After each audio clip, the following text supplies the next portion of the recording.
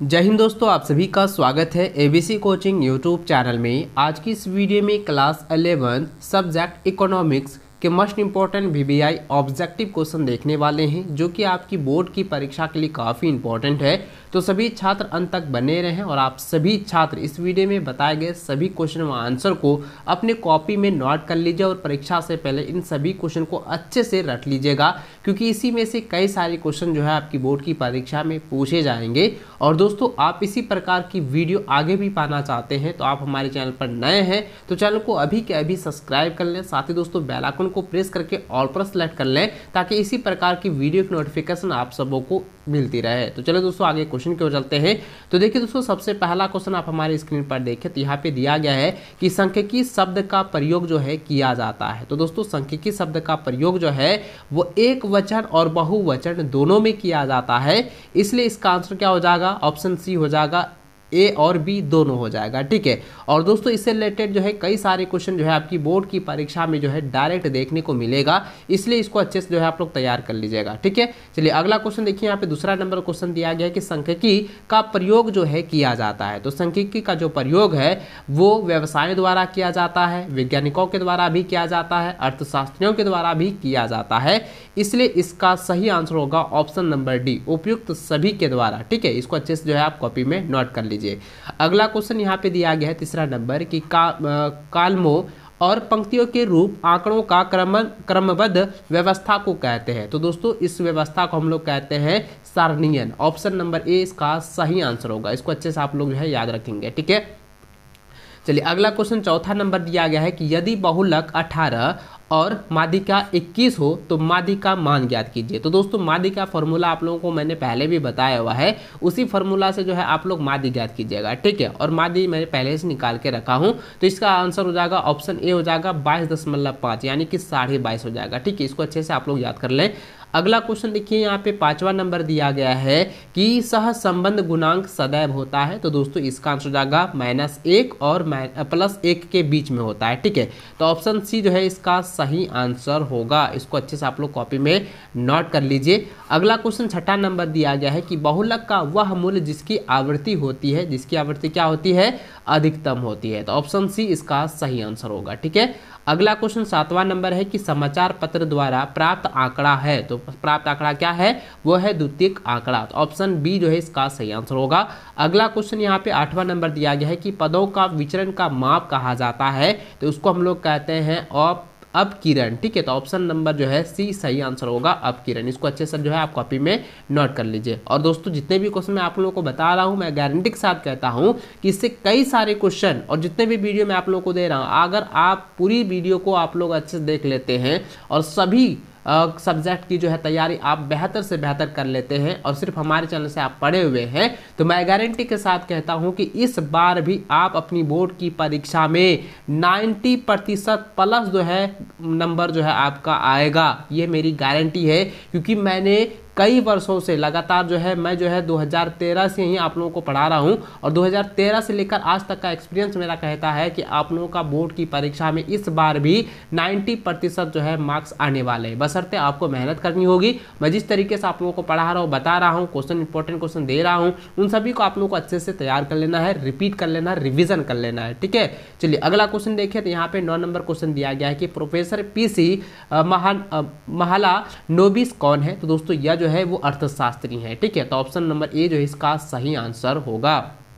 अगला क्वेश्चन काफ़ी इंपॉर्टेंट है, जिसमें दिया गया है कि the formula of the quadratics divisions, यानी कि क्यूडी इज, यानी कहता है कि चतुर्थांश विचलन क्यूडी का जो है सूत्र होता है। तो दोस्तों, इसका सूत्र क्या होता है? और आप मुझे कमेंट करके बताएंगे, क्योंकि मैंने इसको कई बार पढ़ाया हुआ है। तो दोस्तों, इसका आंसर क्या होगा? ऑप्शन नंबर डी हो जाएगा, Q3 - Q1/2। ठीक है। इसको आपको मैंने पहले भी बताया हुआ है, इसको आप लोग अच्छे से तैयार कर लेंगे। अगला क्वेश्चन 11 नंबर दिया गया है कि आधार वर्ष का सूचांक का मूल्य क्या होता है? तो इसका आंसर क्या हो जाएगा? 100, यानी कि 100 होता है। तो ऑप्शन ए जो है इसका सही आंसर होगा। अगला क्वेश्चन दिया गया है 12 नंबर कि यदि 40 50 x 78 58 का समांतर माध्य जो है 56.2 है, तो x का मान बताइए। तो यानी कि x का मान आप लोगों को यहाँ पे बताना है। ध्यान देंगे दोस्तों, यहाँ पे माध्यक का जो है यानी कि माध्यक का जो है मान पहले से दिया हुआ है, तो माध्यक के फार्मूला आप लोग लगाएंगे और उसी के अनुसार आपको बनाना है। तो इसका आंसर होगा दोस्तों ऑप्शन ए हो जाएगा 55। ठीक है, इसको अच्छे से याद रखेंगे। अगला क्वेश्चन देखिए 13 नंबर दिया गया है कि प्राथमिक आंकड़े होते हैं, तो प्राथमिक आंकड़े जो है वो होते हैं अनुसंधानकर्ता द्वारा एकत्रित आंकड़ा। ऑप्शन बी जो है इसका सही आंसर होगा। अगला क्वेश्चन 14 नंबर है कि निम्न में से किसका निर्धारण रेखाचित्र द्वारा नहीं किया जा सकता है, तो इसका आंसर हो जाएगा माध्य। ऑप्शन ए जो है इसका सही आंसर होगा। अगला क्वेश्चन है 15 नंबर कि किनके सूत्र का सूचांक निर्माण के लिए आदर्श माना जाता है, तो इसका आंसर हो जाएगा फिशर का सूत्र। ऑप्शन बी इसका सही आंसर होगा। अगला क्वेश्चन है 16 नंबर दिया गया है कि एक अच्छे औसत का गुण होते हैं, तो दोस्तों यह जो है आप सभी के लिए काफ़ी इंपॉर्टेंट है, क्योंकि इसके बारे में मैंने आपको पहले ही बताया हुआ है। क्योंकि अच्छे औसत का गुण जो होता है वो स्पष्ट एवं स्थिर परिभाषा का होता है, सरल होता है यानी कि सरलता होती है, और निरपेक्ष संख्या में होती है। इसलिए दोस्तों इसका सही आंसर क्या होगा, ऑप्शन डी हो जाएगा, इनमें से सभी। ठीक है, याद रखेंगे। अगला क्वेश्चन देखिए 17 नंबर जो है यहाँ पे ग्राफ से दिया गया है, इसको आप लोग अच्छे से पढ़ेंगे। यहाँ पे दिया गया है कि निम्न चित्र में सह संबंध का परिमाण क्या है, तो इसमें दोस्तों ध्यान देंगे कि यहाँ पे y और x के अनुरूप यहाँ पे दर्शाया गया है। तो दोस्तों इसमें r का जो मान है, सह संबंध का परिमाण जो है वो -1 होगा। ऑप्शन सी इसका सही आंसर होगा।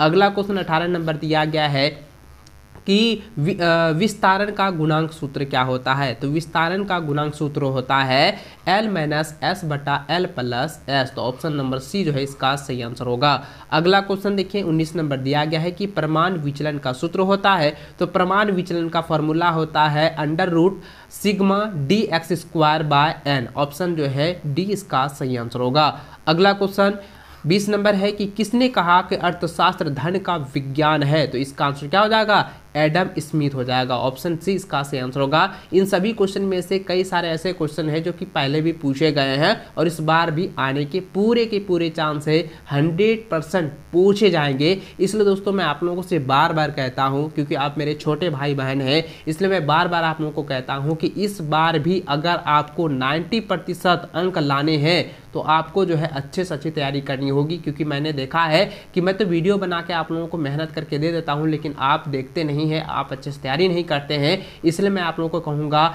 कि आप 100% जो है तैयारी करने के लिए तैयार हो जाइए। और आपने अभी से शुरुआत की है तो कोई बात नहीं, अभी भी आपके पास समय है, आप भी जो है 90% मार्क्स ले आओगे। बशर्ते मैंने जितने भी वीडियो आप लोगों को दी है सभी को आप लोगों को एक बार अच्छे से देखना है, और उनमें जितने भी मैं क्वेश्चन आंसर बताया हूँ उन सभी को आप लोगों को अच्छे से रट लेनी है। ठीक है, आप मेरी बातों को ध्यान में रखेंगे, आशा है कि आप लोग ऐसे करेंगे। ठीक है, चलिए दोस्तों आगे देखिए 21 नंबर यहाँ पे क्वेश्चन देखिए दिया गया है कि आंकड़ों का चित्रमय प्रदर्शन कहलाता है, तो इसका आंसर क्या हो जाएगा, प्रस्तुतिकरण। ऑप्शन सी जो है इसका सही आंसर होगा। अगला क्वेश्चन यहाँ पे देखिए एक आंकड़ा दिया गया है जिसमें दिया गया है कि निम्न आंकड़ों का विस्तार ज्ञात करें। ठीक है, तो यहाँ पे दिया गया है 58 72 35 48 63 81। तो दोस्तों यहाँ पे जो है आंकड़ों का विस्तार अगर ज्ञात करें तो दोस्तों आपको मैंने फॉर्मूला जो है विस्तार करने का बताया हुआ था। तो दोस्तों इसका आंसर क्या हो जाएगा, ऑप्शन सी हो जाएगा, 46 होगा। ठीक है, याद रखेंगे ऑप्शन सी 46।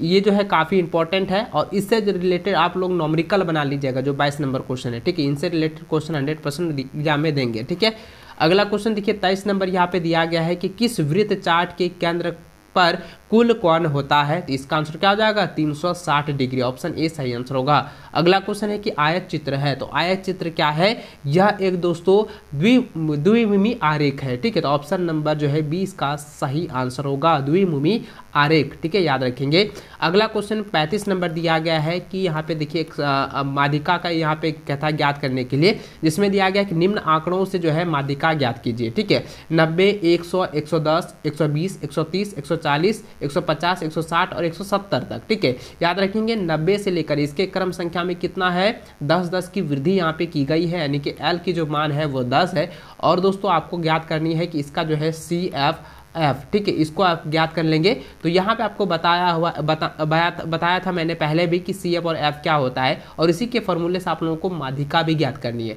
तो दोस्तों मैंने इसको तो पहले से ज्ञात किया हुआ है, तो इसको अच्छे से आप लोग ध्यान में रखेंगे। तो इसका मान जो होगा माध्यिका यानी कि बीच वाला, ठीक है, आप ऐसे भी समझ सकते हैं कि माध्यिका का अर्थ हो गया बीच वाला, यानी कि इसमें देखेंगे बीच में कौन सा है, क्योंकि ये जो है एकदम सरल है, ठीक है, एकदम जो है क्रमांक में दिया गया है, क्रम संख्या में है। तो देखिए 1 2 3 4 5 6 7 8 9, तो यहाँ पे देखिए ये 4 इधर और ये 4 इधर, तो बीच में क्या रह गया 130 हो गया। तो डायरेक्ट आप लगा लेंगे 130, ऑप्शन डी इसका सही आंसर होगा। देखिए कितना आसान है, और अगर आप फार्मूला से निकालेंगे फिर भी जो है 130 ही आएगा, ठीक है, याद रखेंगे। चलिए अगला क्वेश्चन जो है 26 नंबर दिया गया है कि हरित क्रांति जो है सम्मिलित है, हरित क्रांति में सम्मिलित हैं। तो इसका आंसर क्या होगा, ऑप्शन डी हो जाएगा उपयुक्त सभी, यानी कि दोस्तों HYV बीज और कृषि नियंत्रीकरण और रासायनिक उर्वरक इनमें से सभी है, ठीक है, इसलिए दोस्तों ऑप्शन डी इसका सही आंसर होगा। अगला क्वेश्चन 27 नंबर दिया गया कि फेमा कब लागू हुआ, तो इसका आंसर हो जाएगा 1 जून 2000 ईस्वी को, ऑप्शन सी इसका सही आंसर होगा। अगला क्वेश्चन 28 नंबर दिया गया है कि किस प्रकार का निर्धनता से आय की जो है असमानता एवं वितरण का संबंध है, तो इसका आंसर हो जाएगा ऑप्शन नंबर ए हो जाएगा निरपेक्ष निर्धनता, ऑप्शन ए इसका सही आंसर होगा। इसको अच्छे से आप लोग रट लीजिएगा। अगला क्वेश्चन 29 नंबर दिया गया कि भारत में आर्थिक सुधारों का प्रारंभ किया गया, तो दोस्तों कब किया गया था, तो इसका आंसर आप मुझे कमेंट करके बताएंगे, क्योंकि यह क्वेश्चन ना और प्रीवियस ईयर वाला क्वेश्चन में दोनों सेम है, और मैंने आपको जो पहले वाला वीडियो में आप लोगों को बताया हुआ है वह क्वेश्चन जो है सेम टू सेम यहाँ पे दिया गया है, ठीक है, इसलिए अच्छे से याद होगा आपको। तो आप मुझे कमेंट करके बताएंगे कि भारत में आर्थिक सुधारों का जो है प्रारंभ जो है कब किया गया था, तो दोस्तों 1991 ईस्वी को किया गया था, ठीक है, और याद रखेंगे ऑप्शन बी, ठीक है, इसको अच्छे से आप लोग जो है याद रखें। अगला क्वेश्चन देखिए यहाँ पे दिया गया है कि जैविक कृषि एक खेती है, तो जैविक कृषि क्या है, जैविक कृषि एक जो है धारणीय कृषि है, ठीक है, ऑप्शन नंबर बी इसका सही आंसर होगा। अगला क्वेश्चन दिया गया कि स्वास्थ्य किस प्रकार की आधारिक संरचना का अंग है, तो इसका आंसर हो जाएगा ऑप्शन बी हो जाएगा सामाजिक, ठीक है, याद रखेंगे। अगला क्वेश्चन 32 नंबर दिया गया है कि भारत के आर्थिक सुधारों के संदर्भ में एलपीजी का पूर्ण रूप बताएं, तो एलपीजी का जो है पूर्ण रूप आप लोगों को बताना ही है, एलपीजी गैस नहीं है बच्चों, यहाँ पे पूछा गया है कि एलपीजी जो है आर्थिक सुधारों में जो है ये किस प्रकार से जो है कार्य कर रहा है, और ये जो एलपीजी का पूर्ण रूप है यानी कि फुल फॉर्म क्या होता है, तो ये गैस है ना, आप लोग तो पता ही होगा कि यह क्या है, एक गैस है। तो इसका आंसर क्या हो जाएगा, यह जो है उदारीकरण, निजीकरण और वैश्वीकरण का जो है पूर्ण है, ठीक है, तो ऑप्शन नंबर जो है सी जो है इसका सही आंसर होगा। अगर यहाँ पे फुल फॉर्म कहता तो आप लोग कहते हैं लिक्विड पेट्रोलियम गैस, ठीक है, लेकिन यहाँ पे क्या है पूर्ण रूप बताया, तो यानी कि आर्थिक सुधारों के संदर्भ में, तो आर्थिक सुधार में क्या हो जाएगा, ऑप्शन सी हो जाएगा उदारीकरण, निजीकरण और वैश्वीकरण, ऑप्शन सी जो है इसका सही आंसर होगा, ठीक है। इसी तरह से क्वेश्चन में क्या होता है कि बच्चा जो है धोखा खा जाता है, ठीक है। चलिए अगला क्वेश्चन देखिए, यहाँ पे 33 नंबर दिया गया है कि कृषि क्रियाएं किस क्षेत्र से संबंधित है, तो दोस्तों यह जो होगा ऑप्शन बी हो जाएगा प्राथमिक क्षेत्र से संबंधित है, ठीक है, ऑप्शन बी इसका राइट आंसर होगा। अगला क्वेश्चन 34 नंबर दिया गया कि स्वतंत्रता से पूर्व इनमें से कौन सी वस्तु का निर्यात नहीं किया जाता था, तो इसका आंसर क्या हो जाएगा, ऑप्शन सी हो जाएगा इंजीनियरिंग वस्तु की जो है निर्यात नहीं किया जाता था, ऑप्शन सी इसका सही आंसर होगा। अगला क्वेश्चन 35 नंबर दिया गया है कि भारत का पहली औद्योगिक नीति किस वर्ष जो है घोषित की गई है, तो इसका आंसर क्या हो जाएगा 1948 ईस्वी, ऑप्शन डी, इसको अच्छे से याद रखेंगे। अगला क्वेश्चन दिया गया है कि मानवीय साधनों के विकास के लिए आवश्यकता है, तो इसका आंसर क्या हो जाएगा शिक्षा की आवश्यकता है, तो ऑप्शन डी इसका सही आंसर होगा। अगला क्वेश्चन देखिए यहाँ पे 37 नंबर दिया गया जो कि काफ़ी वीवीआई इंपॉर्टेंट है। इसमें दिया गया है कि देश की लगभग कितनी आबादी जो है कृषि क्षेत्र से आजीविका यानी आजीविका प्राप्त करती है, यानी कि कृषि क्षेत्र पर ही निर्भर है, तो इसका आंसर क्या हो जाएगा 1/3, ठीक है, याद रखेंगे ऑप्शन ए इसका सही आंसर होगा। अगला क्वेश्चन 38 नंबर है कि विश्व में सर्वाधिक आबादी वाला देश कौन सा है, तो इसका आंसर क्या हो जाएगा चीन है, ठीक है, ऑप्शन ए इसका राइट आंसर होगा। अगला क्वेश्चन 39 नंबर दी गई है कि AAAY का पूर्ण रूप है, यानी कि AAY का जो है फुल फॉर्म आपको बताना है। दोस्तों इसके बारे में मैंने आपको पहले बताया हुआ है, ठीक है, और आप मुझे कमेंट करके बताएंगे, तो इसका आंसर क्या होता है अंत्योदय अन्न योजना, ठीक है। जिस तरीके से आपको पता होगा कि जो ग्रामीण क्षेत्र में है या शहरी क्षेत्र में है उन सभी को जो है डीलर के माध्यम से जो है अंत्योदय कार्ड दिया जाता है, अंत्योदय कार्ड ही मिलता है, जिसको हम लोग कहते हैं अंत्योदय अन्न योजना, ठीक है। डीलरों के द्वारा जो है आपको ये जो है अन्न दिया जाता है, ठीक है, खाद्य दिया जाता है, ठीक है। चलिए अगला क्वेश्चन की ओर चलते हैं। देखिए 40 नंबर क्वेश्चन दिया गया है कि पूंजी की कमी, तकनीकी पिछड़ापन और बेरोजगारी सामान्यतः पाए जाते हैं। तो सामान्यतः जो है वो कहाँ पाए जाते हैं, तो अल्प विकसित देश में पाए जाते हैं। तो ऑप्शन बी जो है इसका सही आंसर होगा। अगला क्वेश्चन 41 नंबर देखिए, दिया गया है कि मानव विकास सूचकांक यानी कि HDI मापदंड का एक सूचक है। तो इसका आंसर क्या जाएगा, ऑप्शन नंबर बी हो जाएगा, सामाजिक मापदंड, ठीक है। याद रखेंगे सामाजिक का जो है ऑप्शन बी जो है काफ़ी इंपॉर्टेंट है। और दोस्तों याद रखेंगे 41 नंबर क्वेश्चन जो है ना पहले भी जो है कई बार एग्जाम में पूछा गया है, ठीक है, रिपीटेड क्वेश्चन भी है। और 2020 की बोर्ड की परीक्षा में ये क्वेश्चन पूछा गया था, इसको आप लोग अच्छे से एक बार देख लेना, इसको अच्छे से याद रखेंगे। अगला क्वेश्चन 42 नंबर दिया गया है कि निम्न में से कौन भारत का निर्धन राज्य है। तो इसका आंसर जाएगा ऑप्शन नंबर डी, बिहार, ठीक है, याद रखेंगे। अगला क्वेश्चन है नीति आयोग का गठन कब हुआ। तो नीति आयोग का जो गठन है वह दोस्तों 1 जनवरी 2015 को हुआ था, ठीक है। तो ऑप्शन नंबर सी जो है सही आंसर होगा। अगला क्वेश्चन 44 नंबर देखिए, तो यहाँ पे दिया गया है कि उदारीकरण का प्रतिकूल प्रभाव है। तो उदारीकरण का जो है प्रतिकूल प्रभाव क्या है, आपको मैंने इसके बारे में पहले ही बताया हुआ है। और मैंने जिस तरीके से आप लोगों को पहले कहा था कि रिपीटेड क्वेश्चन आपको कई बार मिलने वाले हैं, तो दोस्तों इसमें क्या होगा, तो उदारीकरण का प्रतिकूल प्रभाव क्या है, कृषि संकट है, लघु उद्योग पर प्रतिकूल प्रभाव है और आय असमानता है। तो इसलिए दोस्तों इसका आंसर क्या हो जाएगा, इनमें से सभी हो जाएगा, ऑप्शन डी, इसको अच्छे से याद रखेंगे। अगला क्वेश्चन 45 नंबर दिया गया है कि मनरेगा का संबंध है। तो मनरेगा का संबंध जो है वो किससे है, रोजगार से है। तो ऑप्शन ए इसका सही आंसर होगा। अगला क्वेश्चन 46 नंबर है कि नाबार्ड कब स्थापित हुआ। तो नाबार्ड जो है वो 12 जुलाई 1982 ईस्वी को जो है स्थापित हुई है। तो ऑप्शन ए इसका सही आंसर होगा। अगला क्वेश्चन 47 नंबर दिया गया है कि श्रम बल और कार्यबल का अंतर होता है। तो श्रम बल और कार्यबल के बारे में मैंने आपको पहले ही बताया हुआ है। तो इसका अंतर यहाँ पे पूछा गया है, तो इसका अंतर होता है बेरोजगार श्रम, ठीक है, याद रखेंगे बेरोजगार श्रम, ऑप्शन बी जो है इसका सही आंसर होगा। अगला क्वेश्चन 48 है कि इनमें से कौन ऊर्जा का परंपरागत स्रोत में नहीं आता है। तो इसका आंसर हो जाएगा सौर ऊर्जा, ऑप्शन सी जो है इसका सही आंसर होगा।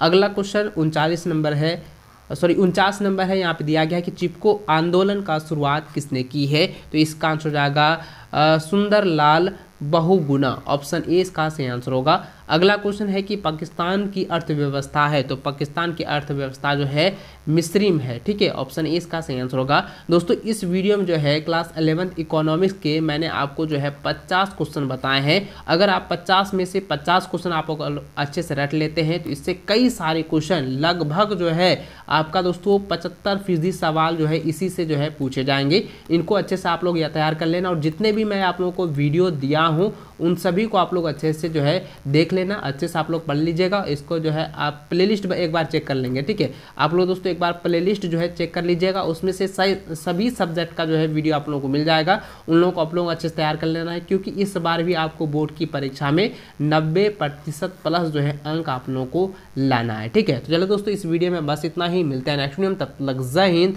वंदे।